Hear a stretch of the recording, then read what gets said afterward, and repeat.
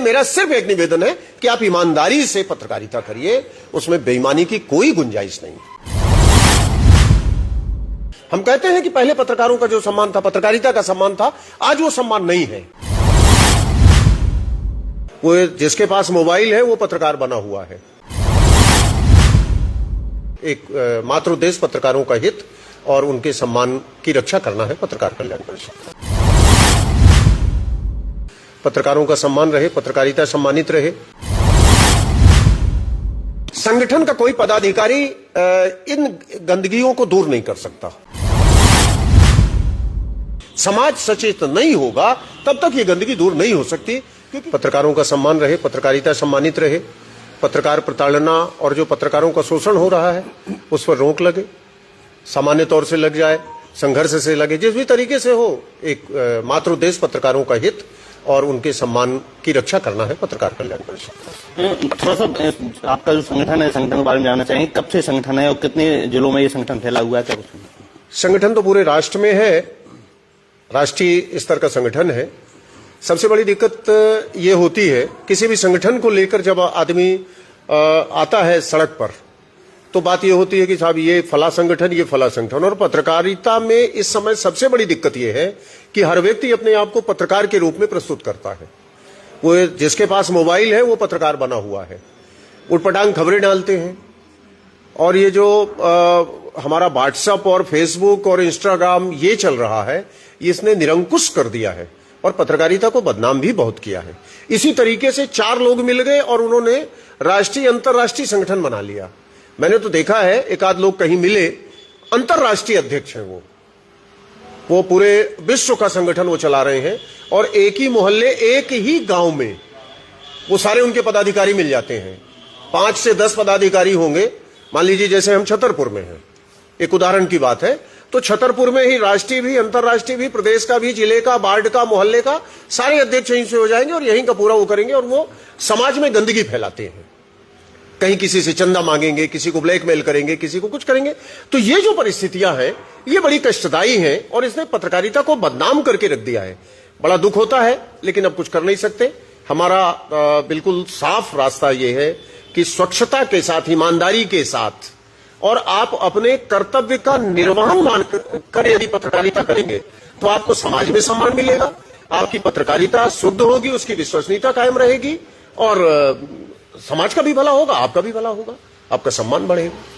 आप प्रदेश स्तर पर बहुत बड़े संगठन का नेतृत्व जो कर रहे हैं, तो क्या कुछ कहना चाहते हैं ऐसे पत्रकारों को जो यूट्यूबर को आपने जैसे अभी कहा कि पत्रकारिता की छवि खराब कर दी है? कोई भी 100 रुपए की आईडी बना के मोबाइल उसके हाथ में रहता है, वो पत्रकार बन जाता है।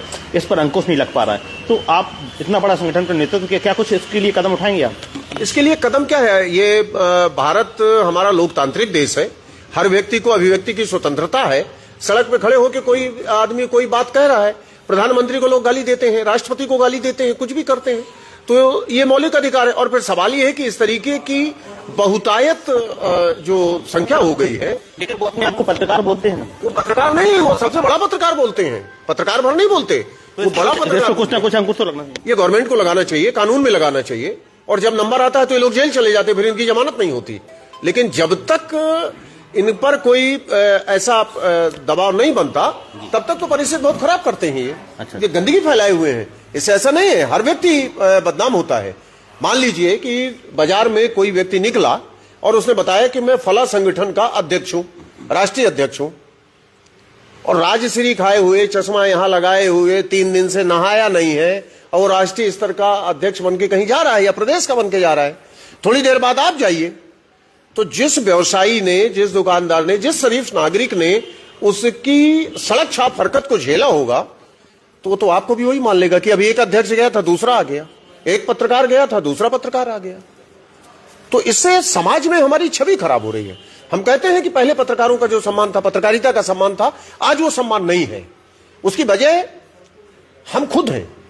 कहीं ना कहीं इस समाज की जो गंदगी, यद्यपि स्तर सबका गिरा है, समाज में सारी खान पान, रहन सहन, जलवायु का और हमारे आचरण का सब स्तर गिरा है, तो वही पत्रकारिता में भी है।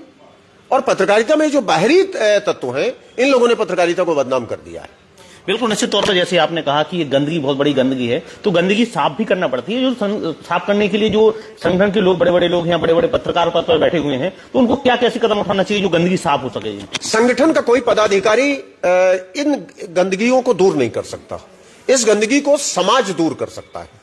यदि समाज के लोग ये निर्धारण कर लें कि ये सही है, ये गलत है, और हमको गलत का साथ नहीं देना है, गलत को अपने समाज से बाहर करना है, यदि ऐसी परिस्थिति बनेगी तो इस पर अंकुश लग जाएगा। और जब तक समाज आपका नहीं जागेगा, समाज सचेत नहीं होगा, तब तक ये गंदगी दूर नहीं हो सकती।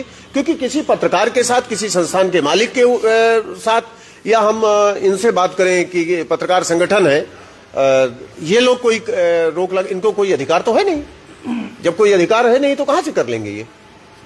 बिल्कुल निश्चित तौर पर आपने जो कहा है बिल्कुल सही कहा है, लेकिन कहीं ना कहीं तो प्रश्न चिन्ह सभी के ऊपर लग रहा है। सबके ऊपर प्रश्न चिन्ह लग रहा है। इसलिए हमारा सबका दायित्व है कि हम एक चेतना की लहर लाएं, समाज को जागृत करें, समाज को समझाने का प्रयास करें कि यह समाज की जिम्मेदारी है। पत्रकारिता किससे आप करते हैं? समाज से। तो कहीं ना कहीं कानून भी तो लचर हो रहा है। आप देखिए कहीं कानून तो मर गया है। आज हम मध्य प्रदेश में या भारत में जहां भी देखें, कानून मर गया। कानून नाम की कोई चीज नहीं है। सब तानाशाही है, मनमानी है, भ्रष्टाचार है, और इसीलिए नैतिकता कमजोर पड़ी है। तो कहीं ना कहीं जैसे जो इनलीगल तरीके से काम कर रहे हैं, तो प्रशासन को भी वो सच का ही ना दिखाएं जो पत्रकार हैं। हाँ, दिखाना चाहिए और सही रास्ते पे काम करना चाहिए। प्रशासन को यदि ऐसा लगता है कि ये गलत है तो प्रशासन को भी उसका विरोध करना चाहिए। अराजकता समाप्त करने का दायित्व तो प्रशासन का है। लेकिन प्रशासन कहीं ना कहीं दबाव में रहता है, बड़े पत्रकारों के दबाव में रहता है कि पत्रकार कार्रवाई करेंगे तो बड़े पत्रकार नहीं। तो कहीं ना कहीं बड़े पत्रकारों में आगे आकर के ये गंदगी को समाप्त करना चाहिए, मुझे लगता है। कर नहीं पाएंगे क्योंकि वो भी सब गंदगी में शामिल है। गंदगी में सब शामिल है। आपको ढूंढना पड़ेगा कि बेदाग कौन है। शामिल तो सब है। जब आपको कभी ये बात आए, आपको ढूंढना पड़े कि किसी जगह पर हम 4 ईमानदार पत्रकारों का जो अपने कर्तव्य का पूरी निष्ठा और ईमानदारी से पालन करते हो, तो आपको बड़ा मुश्किल पड़ेगा 4 नाम ढूंढ पाना। आज के समय में ये है। बिल्कुल भाई साहब, बहुत तमाम बातें आपसे की। अब एक और लास्ट में बात करें, क्या जो छतरपुर की पत्रकारिता है या अन्य जगह की पत्रकारों को क्या कुछ सलाह देना चाहेंगे? आप क्या किस ढंग से काम करना चाहिए? मैं पत्रकारों से निवेदन करना चाहूंगा। आजकल लोग सलाह किसी की मानते नहीं, तो मैं ये निवेदन करना चाहूंगा कि यदि आपने पत्रकारिता के पेशे को अपनाया है तो सबसे पहले अपने चरित्र का निर्धारण आप कर लीजिए, क्योंकि बड़ा सम्मानित पेशा है। समाज का हर वर्ग सम्मान देता है। समाज के हर वर्ग को आपसे आशा है, आपसे उम्मीद है। और अपने जब व्यक्ति हर जगह से निराश हो जाता है, न्यायालय से भी निराश हो जाता है, तब वो पत्रकार के पास आता है कि समाज में एक चेतना जागेगी और हमें न्याय मिलेगा। तो पत्रकारों को बड़ी ईमानदारी से सत्य रास्ते पर अपनी पत्रकारिता ले जानी चाहिए। झूठ, भ्रष्टाचार, बेईमानी, थोड़ा सा धन कमा के यदि आपने अपनी पत्रकारिता को दागदार कर दिया है तो आपका भविष्य कभी उज्जवल नहीं हो सकता, वो समाप्त हो जाएगा। इसलिए मेरा सिर्फ एक निवेदन है कि आप ईमानदारी से पत्रकारिता करिए, उसमें बेईमानी की कोई गुंजाइश नहीं।